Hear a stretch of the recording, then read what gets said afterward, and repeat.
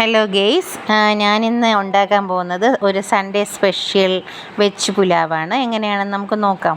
ഇവിടെ വെജ് പുലാവ് ഉണ്ടാക്കാൻ വേണ്ടി അരിഞ്ഞ് വെച്ചിരിക്കുന്ന ഓരോ ബൗളിലെടുത്ത് വെച്ചിരിക്കുന്ന സാധനങ്ങളാണ് നിങ്ങൾ കാണിച്ചു തരാൻ പോകുന്നത്. ഇതിലിപ്പോൾ ടൊമാറ്റോ ഉണ്ട് ഒരു ബൗള്, അതുപോലെ കാപ്സിക്കം ഉണ്ട്, പിന്നെ വലിയ സവാള, പിന്നെ വന്നിട്ട് ക്യാരറ്റ്, ബീൻസ്. ഇത് വന്നിട്ട് ഒരു ബൗളിൽ ഗ്രീൻ ബീൻസ് വേവിച്ച് വെച്ചതാണ്. അടുത്തതായിട്ട് ഗ്യാസ് കത്തിച്ച് ഉരുളി വെച്ചു. ഉരുളി ഒന്ന് ചെറുതായിട്ട് ചൂടായിട്ട് വന്നിട്ടുണ്ട്. അതിലോട്ട് നമുക്കൊരു 2 ടേബിൾ സ്പൂൺ ഓയിൽ ആഡ് ചെയ്ത് കൊടുക്കാം.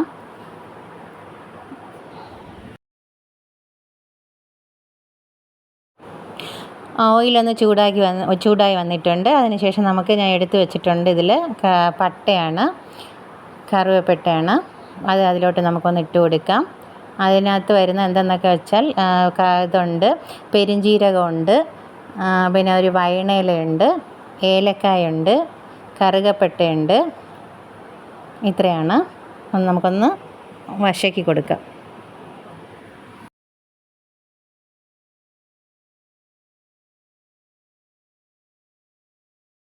ഇനി നമുക്ക് അതിലോട്ട് കുറച്ച് ഇഞ്ചി അരിഞ്ഞ് വെച്ചത് ആഡ് ചെയ്യാം. പിന്നെ കുറച്ച് വെളുത്തുള്ളി അരിഞ്ഞത് ആഡ് ചെയ്യാം. 2 ഗ്രാമ്പും കൂടെ ആഡ് ചെയ്തിട്ടുണ്ട്. ഇതിൻ്റെ കൂടെ നല്ലതായിട്ടൊന്ന് വശക്കി കൊടുക്കാം. ഇതെല്ലാം ഒന്ന് മൂത്ത് വരുന്നത് വരെ ഒന്ന് വശക്കി കൊടുക്കാം.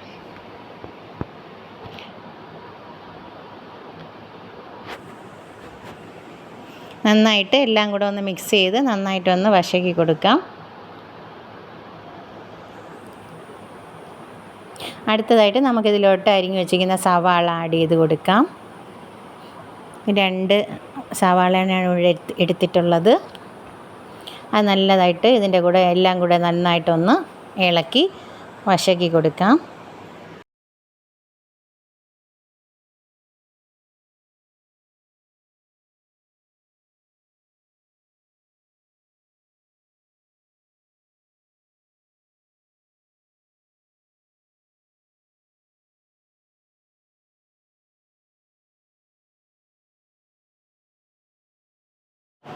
നന്നായിട്ട് ഒന്ന് വശക്കിയതിന് ശേഷം നമുക്കതിലോട്ടൊരു 3 പച്ചമുളക് ആഡ് ചെയ്ത് കൊടുക്കുക. അത് നീളത്തിലരിഞ്ഞ പച്ചമുളകാണ്.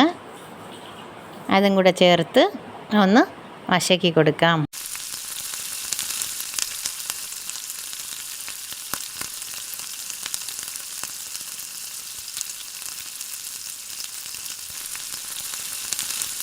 അടുത്തതായിട്ട് നമുക്ക് കുറച്ച് കറിവേപ്പില ആഡ് ചെയ്ത് കൊടുക്കാം.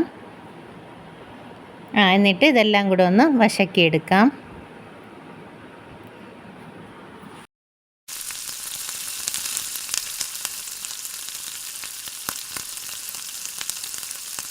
ഇനി നമുക്ക് ഇതിലോട്ടൊരു 1/4 ടേബിൾ സ്പൂൺ സാൾട്ട് ആഡ് ചെയ്ത് കൊടുക്കാം.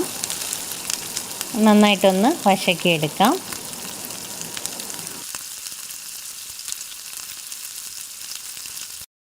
ഇനി നമുക്ക് ഇതിലോട്ട് ക്യാരറ്റ് ആഡ് ചെയ്ത് കൊടുക്കാം.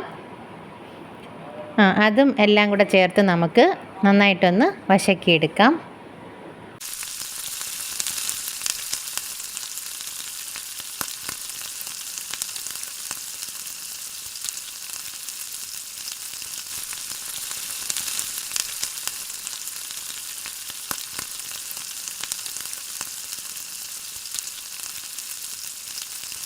അടുത്തതായിട്ട് നമുക്കിതിലോട്ട് ബീൻസ് ആഡ് ചെയ്ത് കൊടുക്കാം. എല്ലാം ഒരു ബൗളിലാണ് അളവായിട്ട് എടുത്തിട്ടുള്ളത്. 1 ബൗൾസ് വീതം അളവാണ്. അത് നമുക്ക് നന്നായിട്ടൊന്ന് ആഡ് ചെയ്ത് കൊടുക്കാം. നന്നായിട്ടൊന്ന് വശക്കിയെടുക്കാം.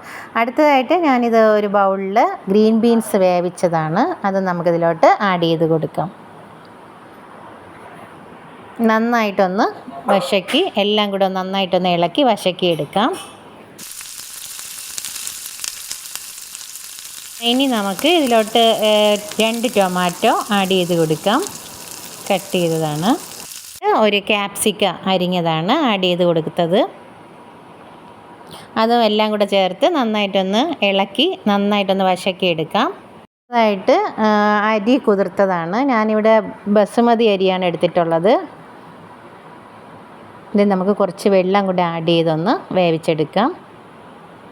ഞാൻ അരി വേവിക്കാൻ വേണ്ടിയിട്ട് വെള്ളം വെച്ചു. തിളച്ചപ്പോൾ അതിലിട്ട് കൊടുക്കുകയാണ്. ഒരുപാടങ്ങ് വെന്തുടയണ്ട. ഒരു ചെറിയ ഒരു വേവാകുമ്പം തന്നെ നമുക്കത് ഓഫ് ചെയ്യാം, ഗ്യാസ് ഓഫ് ചെയ്യാം. ഞാനിവിടെ എടുത്തിരിക്കുന്ന ഒരു 1/2 കിലോ ബസുമതി അരിയാണ് എടുത്തിട്ടുള്ളത്.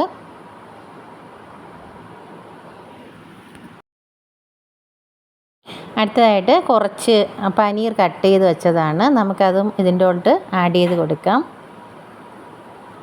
ഒരു 1/4 ടേബിൾ സ്പൂൺ മഞ്ഞൾപ്പൊടി ആഡ് ചെയ്ത് കൊടുക്കാം. അതെല്ലാം കൂടെ ഒന്ന് ചേർത്ത് നല്ലതായിട്ടൊന്ന് ഇളക്കി യോജിപ്പിച്ച് കൊടുക്കാം. കുറച്ച് ഗരം മസാലയാണ് ആഡ് ചെയ്ത് കൊടുക്കുന്നത്.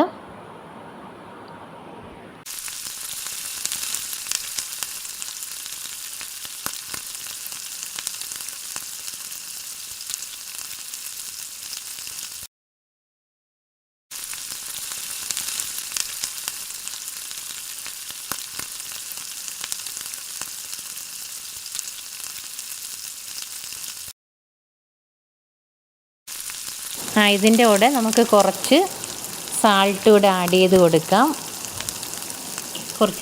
ഇതിൻ്റെ കൂടെ നമുക്ക് കുറച്ച് വെള്ളം ആഡ് ചെയ്ത് കൊടുക്കാം.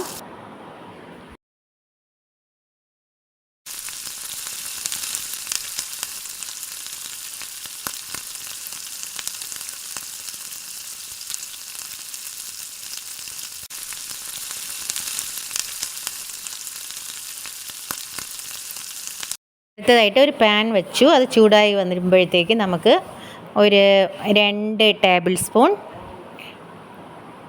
നെയ്യ് ആഡ് ചെയ്ത് കൊടുക്കാം.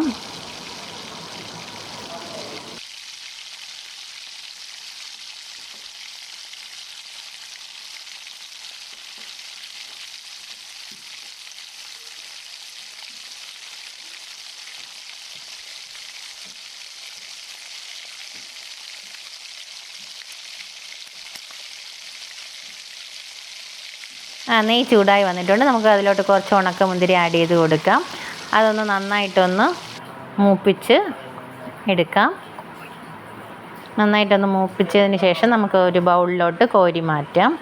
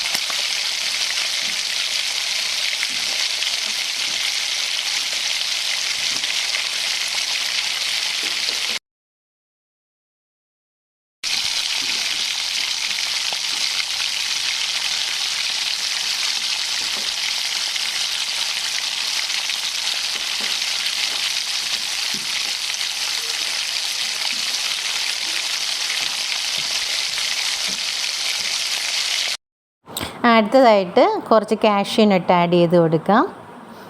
അത് നന്നായിട്ടൊന്ന് നെയ്യിൽ മൂപ്പിച്ചിട്ട് കോരി ഒരു ബൗളിലോട്ട് മാറ്റാം.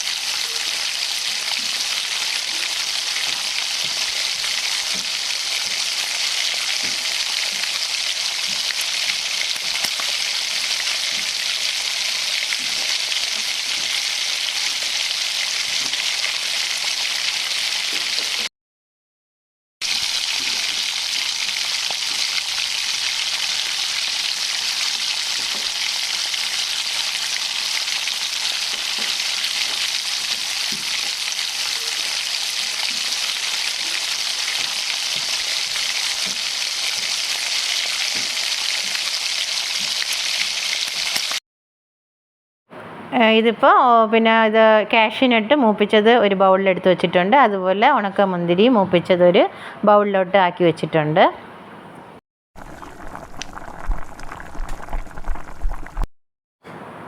ഇത് വേവിച്ച് വെച്ച റൈസാണ്.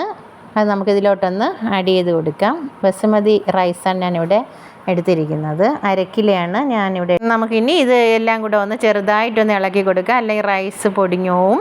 അതിനുശേഷം നമുക്ക് എടുത്ത് വെച്ച മൂപ്പിച്ച് വെച്ച കാഷ്യൂനട്ടും ഉണക്കമുന്തിരി ആഡ് ചെയ്ത് കൊടുക്കാം.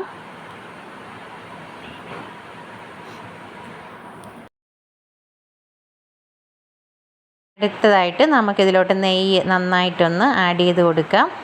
എല്ലായിടും ഒന്ന് ആഡ് ചെയ്ത് കൊടുത്തിട്ട് ചെറുതായിട്ടൊന്ന് ഇളക്കി കൊടുക്കാം. അതിനുശേഷം നമുക്കിതിലോട്ട് മല്ലിയില ചേർത്ത് കൊടുക്കാം.